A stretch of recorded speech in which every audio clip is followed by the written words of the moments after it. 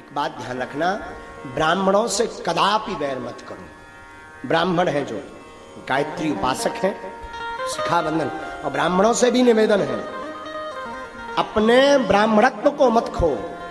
आप त्रिकाल संध्या नहीं कर सकते, एक काल की संध्या करो, गायत्री मंत्र का जाप करो, शिखा रखो, तिलक लगाओ, मुख से गालियां मत बको। और जो ब्राह्मण इन नियमों पर चलता है तो राजा तो केवल अपने देश में पूजा जाता है, पर विद्वान सर्वत्र पूजा जाता है। विद्वान की सर्वत्र पूजा होती है, सभी जगह।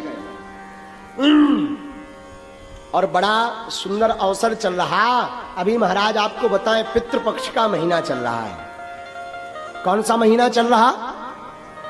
पितृपक्ष का महीना चल रहा। और पितृपक्ष के पावन माह में हम भागवत कथा सुन रहे हैं। अगर आपने पितृपक्ष में कोई भी सत्कर्म किया, उसका 1000 गुना फल प्राप्त होता है। लेकिन आजकल हमने देखा कि आजकल पितरों के ऊपर ही लोग विचित्र कमेंट करते हैं। मैं प्रार्थना करूं, पितृपक्ष में पितरों के निमित्त जरूर जियो। अगर अपने जीवन में शांति चाहते, कई बार पितृदोष होता है, हमें पता नहीं लगता। पितृदोष के लक्षण सुनो। पितृदोष क्या कहलाता? पितृदोष का मतलब है पितृ आपके पूर्वज मर जाएं, दादा परदादा दादी नाना नानी चाचा ताऊ मर जाएं और उनका विधिवत संस्कार ना हो या कोई त्रुटि हो जाए तो वो प्रेत योनि में घूमते रहते हैं और अपने वंश वालों को बार बार परेशान करते रहते हैं। कहीं शादी विवाह में रोक लगाएंगे, कहीं सत्कर्म करें सत्कर्म में रोक लगा देंगे, कहीं आपके घर में मंगल होने वाला हो उसमें कुछ अमंगल हो जाएगा, आप आगे नहीं बढ़ पाएंगे। पितृदोष के ये जो है लक्षण है। पहला लक्षण है, अगर पितृदोष लगा आपको तो पितृदोष अगर आपको लगा श्रीमान, तो पहला लक्षण है कि पितृदोष में आपको सबसे ज्यादा मंगल काजों में रुकावट आएगी। अब पितृदोष अगर आपको लगा तो आप आगे नहीं बढ़ पाएंगे। पितृदोष अगर आपको लगा तो श्रीमान पितृदोष के कारण आपके घर में निरंतर कलेश रहेगा। कलेश जानते, लड़ाई। अब पितृदोष अगर आपको लगा तो आपके घर में कभी भी धन संपत्ति नहीं रुकेगी। महाराज ये कैसे पता लगे कि ये पितृदोष है? तो सुनिए, बार बार स्वप्न में मरे हुए लोग दिखाई दें या बार बार स्वप्न में पूर्वज दिखाई दें, अथवा बार बार भोजन करते समय भोजन में बाल निकले, सिर का बाल निकले, अथवा बार बार कोई भी प्रयत्न करने से सफलता प्राप्त ना हो, तब समझ जाना चाहिए कि आपके ऊपर पितृदोष है। और पितृदोष की निवृत्ति के लिए जो अभी वर्तमान में पितृपक्ष चल रहा है, ऐसे पितृपक्ष में हर वर्ष पितरों के निमित्त कुछ ना कुछ सत्कर्म करो, भगवत कथा करो, दान करो, ब्राह्मण भोज करवाओ, गरीबों को भोजन करवाओ, गौ को ग्रास खिलाओ। ऐसा करने से और पितरों को याद करने से पितृदोष से मुक्ति हो जाती है।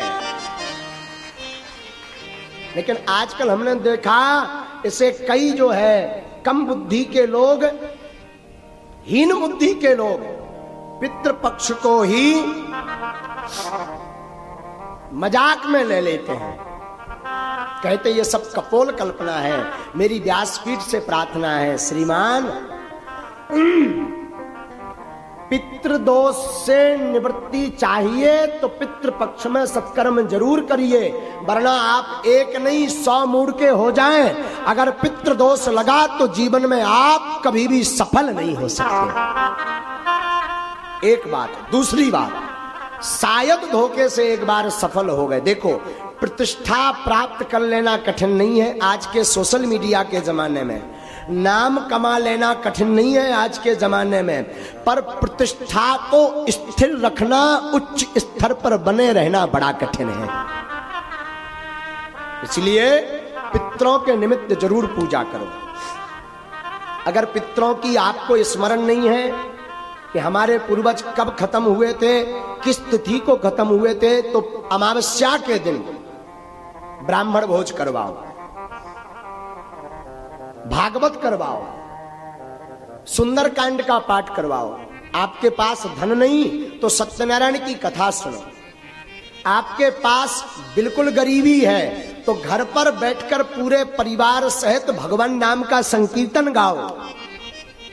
और ज्यादा गरीब हो, ब्राह्मण भोज नहीं करवा सकते, तो गौ माता के लिए घास लेकर के पितरों के निमित्त गौ माता को घास खिलाओ।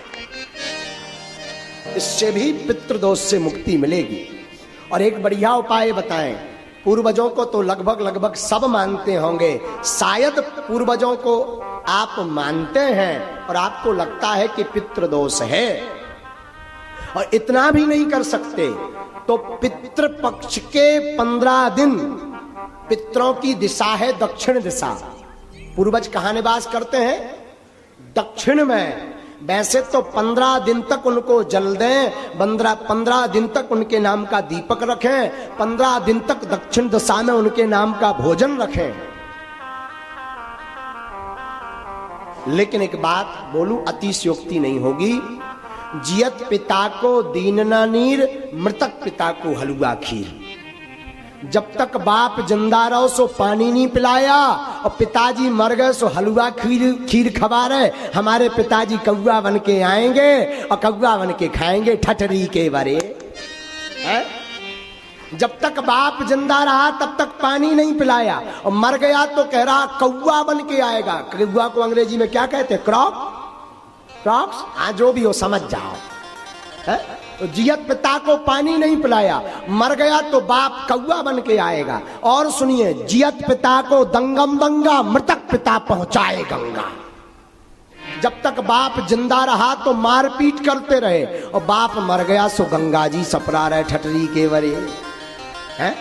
हमारी प्रार्थना है मरने के बाद पितृदोष का विधि तो करो, पर जीते भी पितृ कृपा प्राप्त करने के लिए माता पिता की जिंदा में ही सेवा करो। हाँ। और फिर भी किसी कारण से माता पिता की, गुरु की सेवा नहीं कर पाए, कई इतने यहाँ अभागे बैठे होंगे, कई पुरुष यहाँ माताएं अभागी बैठी होंगी जिन्होंने अपने माता पिता की सेवा नहीं की होगी। छोटी छोटी बात पर माँ को गाली दे देते हैं, पिता को अपशब्द बोल देते हैं। मैं प्रार्थना करूं, तुम जिस माता पिता को अपशब्द बोलते हो, गाली देते हो, ये वही माँ है जिस माँ ने 9 माह अपनी कोख में तुम्हें रखा है। तो मैं प्रार्थना करूं, माता पिता को दुख मत दो। फिर भी पितृपक्ष है और आप इनमें से कोई उपाय नहीं कर सकते, तो दक्षिण दिशा की तरफ 3 दीपक जलाएं।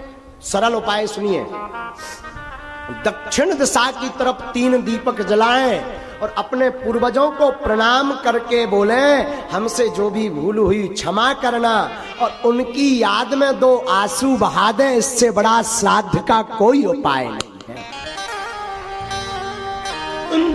सबसे सरल उपाय है, भगवान नाम लेकर के दक्षिण दिशा में उनका स्मरण करके 2 आंसू बहा दें। इससे पितृदोष की मुक्ति 15 दिन में आपको प्राप्त होगी। और पितृपक्ष को जरूर माने। और हम आप सब बड़े सौभाग्यशाली हैं कि ऐसे पितृपक्ष के पावन अवसर पर आज श्रीमद् भागवत कथा प्रारंभ हो रही है।